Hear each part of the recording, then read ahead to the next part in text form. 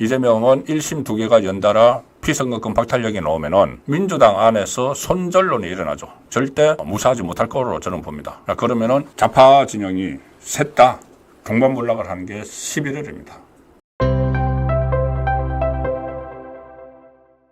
무2조 심판 11월에 끝난다. 문재인은 뇌물죄 소환 임박, 침묵하며 대책 마련 중이다. 자, 일단 문재인 이야기부터 먼저 해볼까요? 문재인.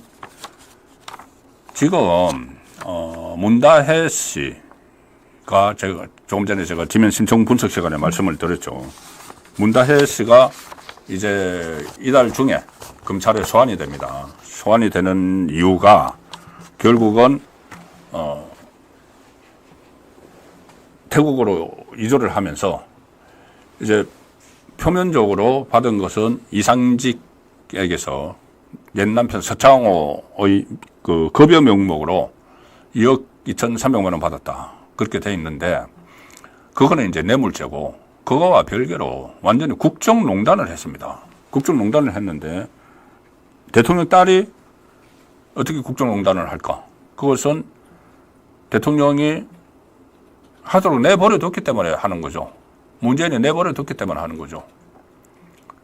자, 문다혜 태국 간다고.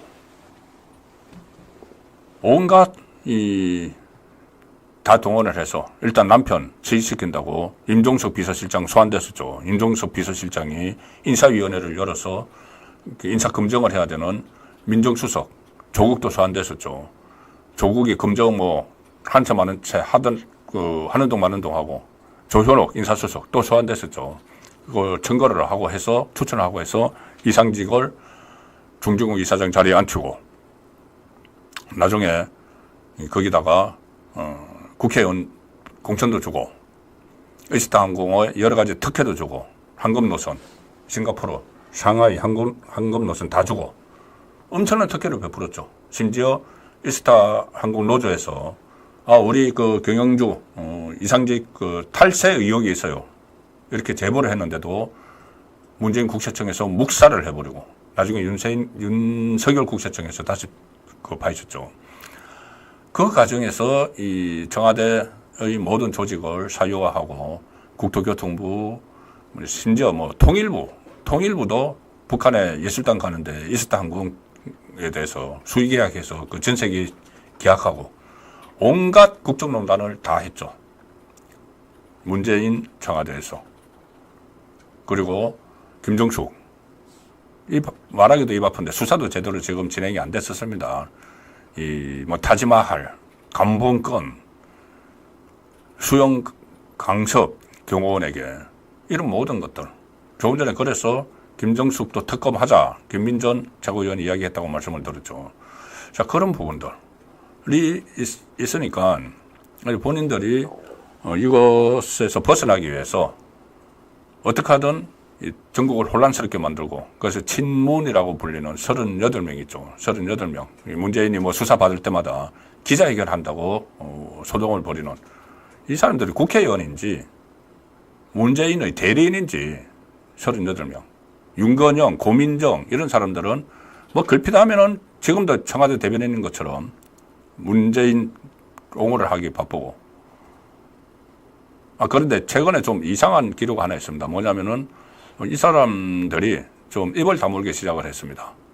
새로운 어떤 문다혜의 숙박업, 불법 숙박업 이런 것들이 막 나오는데 좀 입을 다물고 있습니다.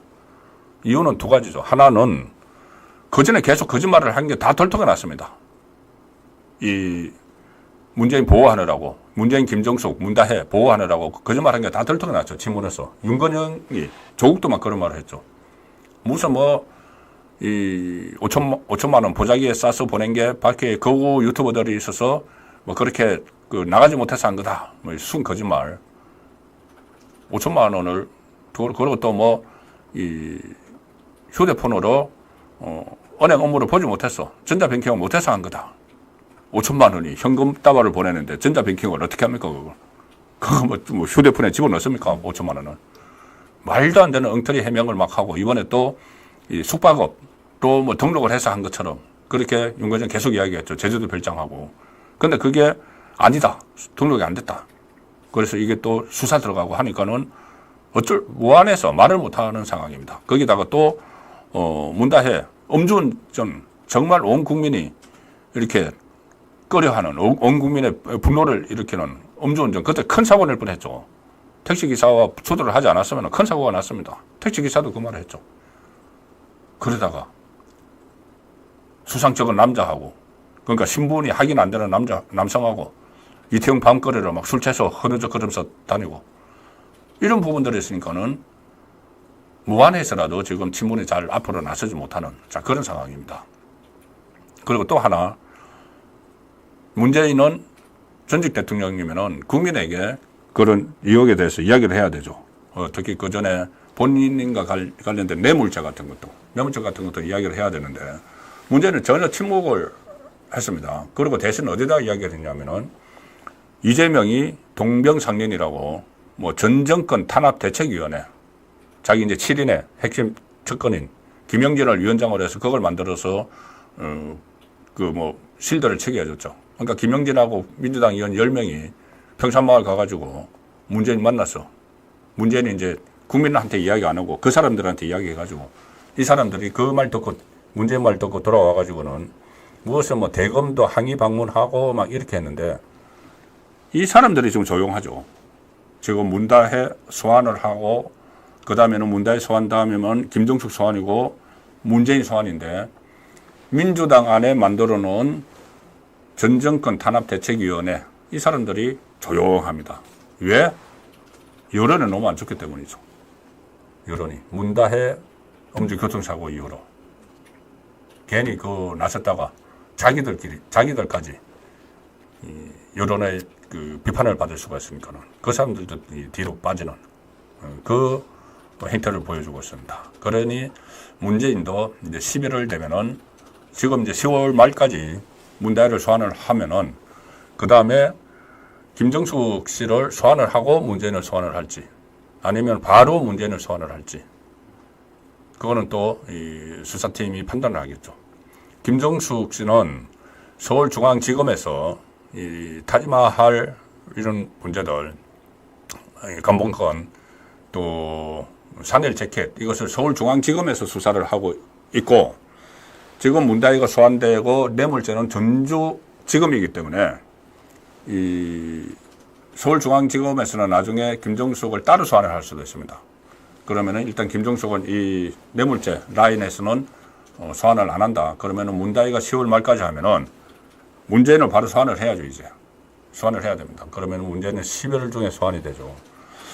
자, 그러면은 문재인도 11월 달에 이 전직 대통령으로서, 또 포트라인에서는 설마 뭐 전직 대통령이 지하 주차장으로 가서 슬그머니 올라가지는 않겠죠. 그런 상황이 11월 달에 도래를 하고, 이재명 11월 달에 2개의 1심이 나오죠.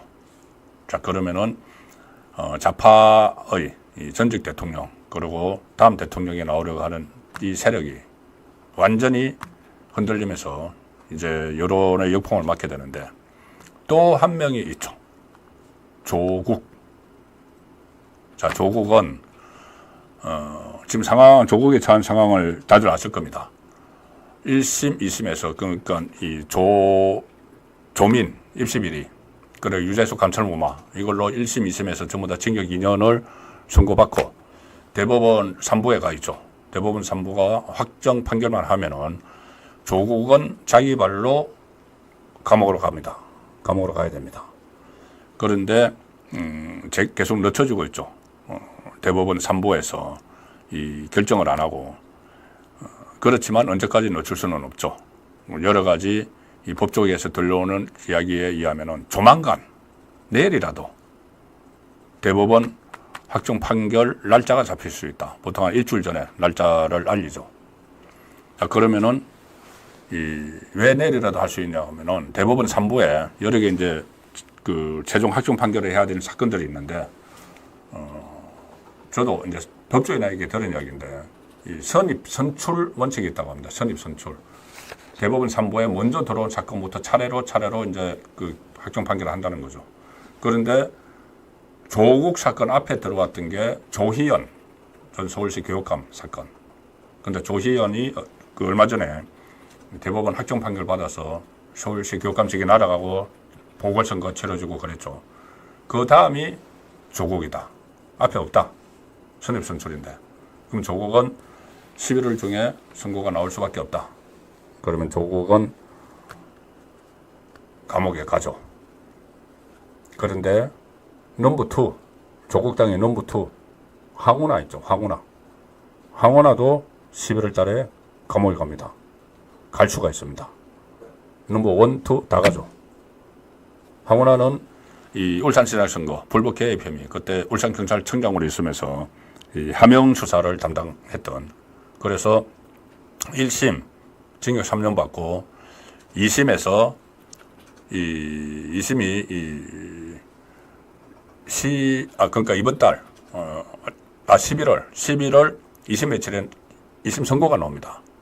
근데 저번에 2심을 검찰이 구형을 하면서 법정 구속 필요성을 이야기했죠. 법정 구속 필요성. 황운하는 법정 구속을 시켜야 된다. 쫙 설명을 했습니다. 그러면 이번에 2심에서 확정이 되면은 법정 구속을 할 가능성이 높습니다. 자, 그런데 현역 국회의원은 법정 구속을 해도 국회가 비회기 중이면은 바로 구속이 되는데, 회기 중이면은 이 검찰이 그때 이재명에 대해서 한 것처럼 구속영장을 청구했을 때처럼 체포동의안을 받아야 됩니다. 국회 체포동의안을 받아야 되죠. 자, 그런데 이재명은 체포동의안이 한 번은 기각되고 한 번은 부결됐죠. 그런데 황운하에 대해서 체포동의안이 들어간다. 과연 민주당 의원들이 그걸 방탄을 해줄까요? 이 황운하는 옛날에는 민주당 소속이지만 지금 조국당 소속인데 방탄을 해주고 괜히 자기들이 욕먹을 필요가 없죠. 방탄을 안 해줍니다. 만약에 회기 중에 이 황운하의 2심 법원이 이 법정 구속을 하려고 하면은 그 체포 동의안을 국회 표결에 붙이는데 방탄을 안 해주면 구속되죠.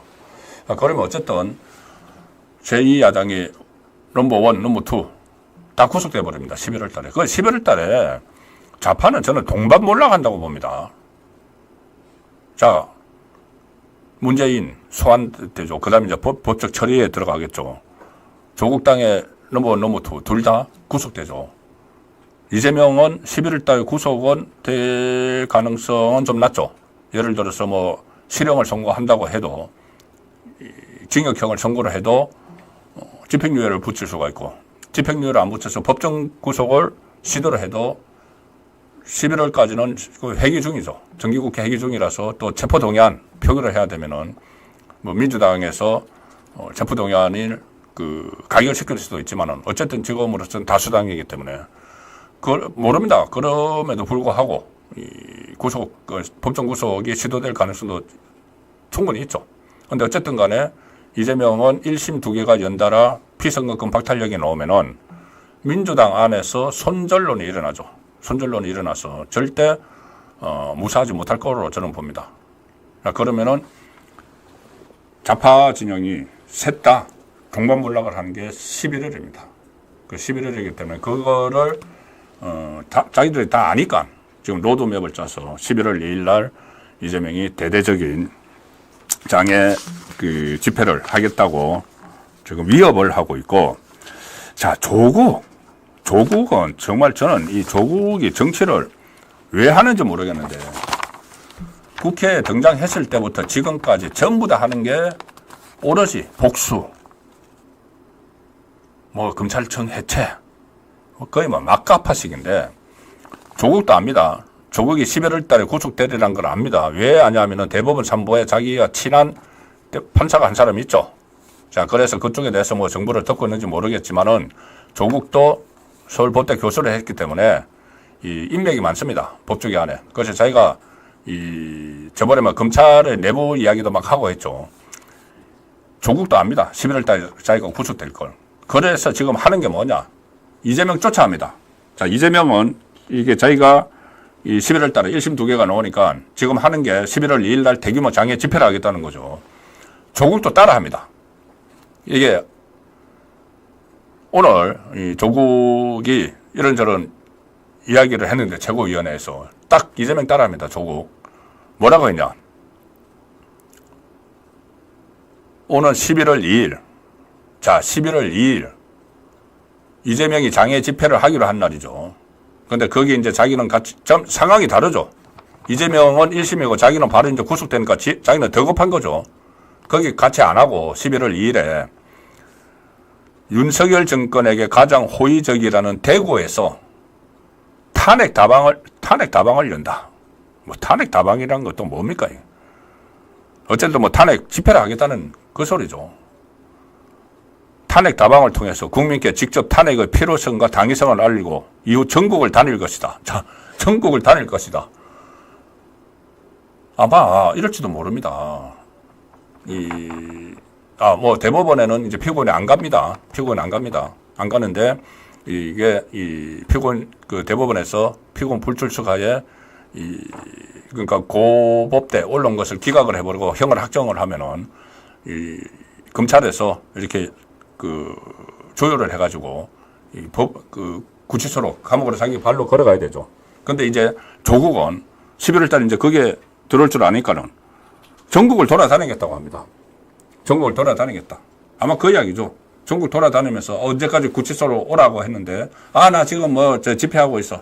뭐 윤석열 탄핵 집회를 하는데 나를 오라고 하는 건 보복이야 또. 이 이야기를 하려고 전국을 다니겠다고 하는 겁니다. 그래가지고 그러면 이제 강제로 감옥에 집어넣어야죠. 그러면 수사관들이 오고 하겠죠. 혹시 또 그런 모습을 보이려고 지금 자락을 까는 것 아닌가 싶은 게 전국을 다니겠다고 합니다. 자기가 감옥에 스스로 자기 발로 들어가야 될 11월에. 자, 다음 달부터는 탄핵 다방을 해서 뭐 시민들과 만나겠다. 그리고 또 조국당은 이 탄핵 여론을 응접하기 위해서 장애 집회도 한다. 조국은 당장 오는 26일부터 시작하네요. 또 서초동 대검 앞에 갑니다. 검찰 해체 윤석열 대통령 탄핵 서는데 서초동 검찰청 앞에서 연다. 자, 이게 지금 이 사람들이 민주당 의원들은 국회의원들이 김건희 불기소에 대한 장애 투쟁을 전면화하고 나섰다. 그때 이제 장애 투쟁을 하기로 했을 때 롱패딩을 준비하겠다. 겨울 내내 길거리에 있겠다는 이야기죠. 이재명 구발주고 풍찬 노숙을 하겠다는 이야기입니다. 심우정, 이창수, 수사를 이끈 최재훈, 탄핵 대상 거의 지금 막가파식입니다.